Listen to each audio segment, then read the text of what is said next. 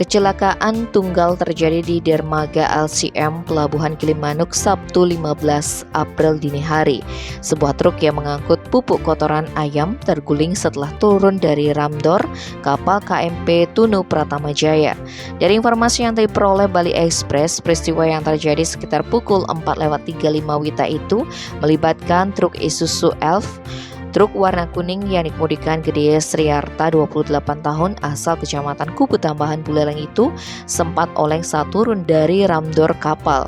Beruntung tidak ada korban jiwa dalam kecelakaan itu. Kapolsek kawasan Pelabuhan Gilimanuk Kompol Ideo Putu Werdiana membenarkan kejadian itu. Sopir truk mengaku lantaran belum mahir mengemudi, truk oleng saat turun dari ramdor kapal, lalu terguling di posisi miring di dermaga LCM. Akibat kejadian itu, truk penyok di bagian bak dan muatan truk tumpah. Tim Bali Express melaporkan.